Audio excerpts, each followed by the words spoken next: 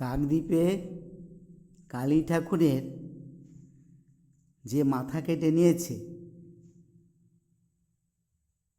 এই ঘটনাটা ঘটিয়েছে নারায়ণ হালদার। এই ছেলেটি নিশ্চয় শিক্ষিত ছেলে নয়, অর্ধশিক্ষিত বা মূর্খ, এইরকম কোয়ালিটির ছেলে। একে মদ খাইয়ে, কিছু লোভ দেখিয়ে, কারো উস্কানিতে ছেলেটি এই কাজটি করেছে। মন্দিরের দরজা খুলে, গ্রিলের দরজা খুলে এই কাণ্ডটা ঘটিয়েছে। এর পেছনে কেউ বা কোনো গ্রুপ এর পেছনে আছে। এই কাজটি ওকে দিয়ে করিয়েছে। অ্যাকচুয়ালি এটা করানো মোটেই উচিত হয়নি। ও ছেলেটি তো অপরাধী, এবং যারা এই কাজটি করেছে তারাও অপরাধী, তাদেরও শাস্তি হওয়া উচিত। এটা সত্যি কথা বলতে,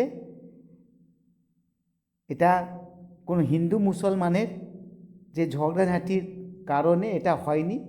এটা সম্পূর্ণ ছেলেটি মদ খেয়ে কারোর উস্কানিতে বা কারোর বা কাদেরও কোনো গ্রুপের উস্কানিতে এই কাণ্ডটি ঘটিয়েছে। এই কাণ্ড অ্যাকচুয়ালি সুস্থ স্বাভাবিক লোক মোটেই এটা ভয়ে করতে চাইবে না। মদ খেয়ে একটু অশিক্ষিত লোক বা অর্ধশিক্ষিত লোক, মূর্খ লোক এই সমস্ত কাণ্ড করে। কিছু লোকের উস্কানিতে এই কাণ্ডগুলো হয়ে থাকে। এটা এক ধরনের তো একটা অপরাধ, এবং সঙ্গে সঙ্গে একটা পাপ, মহাপাপ। এবং সরকার, পুলিশ প্রশাসন এই তো যার অপরাধীকে যা শাস্তি দেওয়ার তো দেবে, কিন্তু একটা শাস্তি ভগবান নিজেই দেবে। মা কালী নিজেই একটা দৃষ্টান্তমূলক শাস্তি অবশ্যই দেবেন।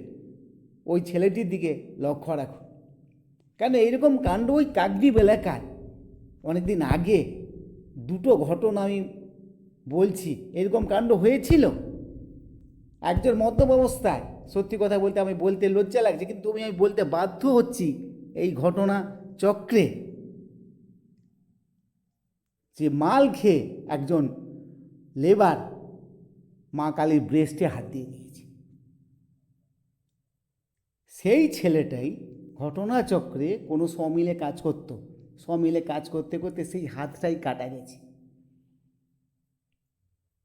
এইটা একটা কাণ্ড। আর একটা কাণ্ড, কোনো অফিসার র্যাঙ্কের লোক তা মানসিক করেছিল মা কালীর পুজো করার জন্যে। তখন আমি ছোট ছিলাম, কিন্তু আমার স্পষ্ট মনে আছে কালী ঠাকুর রাত্রে পুজো করেছে, সকালবেলা গেছে ঘাটে এনেছে বিসর্জন দেওয়ার জন্যে। বিসর্জন দেওয়ার সময় একটা পুজো পার্বণ করে না, দেওয়ার পর মাখা দিয়ে পুজো দিয়েছিল। সেই প্রসাদটা মা কালীর মুখে রাখতে গিয়ে সেটা ইচ্ছাকৃতভাবে বা অনিচ্ছাকৃতভাবে জিভটা ভেঙে যায়। সেটা আমি নিজের চোখে দেখেছি। তারপর ঠাকুরটাকে বিসর্জন দিয়ে দেয়। এই যে জিভটা ভেঙে গেল, এটা ইচ্ছাকৃতভাবে হলো না অনিচ্ছাকৃতভাবে হলো সেটা আমি বলতে পারবো না। কিছুদিন পরে সেই অফিসার রাত্রে শুয়েছিল, সকালবেলা উঠে দেখে সেই অফিসার ভদ্রলোক মারা গিয়েছে। সবাই তো পাড়ার লোক দেখে অবাক। তখন ওই যে ঘটনাটা মনে ছিল, তখন ভাবছি এইরকম একটা কাণ্ড, এই কাণ্ডের জন্য এই ঘটনাটা ঘটেছে। আমি দুটো ঘটনা ওই কাকদ্বীপের আমি বললাম। কেন, আমি কাকদ্বীপের ছোটোবেলায় ওখানে ছিলাম। আমি এই জন্যে ঘটনাটা আমি এই ঘটনা, দুটো ঘটনা বললাম। এরকম ঘটনা নিশ্চয়ই আমি ওখানকার বললাম, এবং আরও অনেক ঘটনা আছে গোটা ভারতবর্ষব্যাপী। নিশ্চয়ই এরকম ঘটনা আছে, কম বেশি, বেশি হবে না, কম আছে, কারণ এই সমস্ত ঘটনাগুলো খুবই কম ঘটে। ব্যাস এই বলে আজকে আমি এই ভিডিওটি শেষ করছি।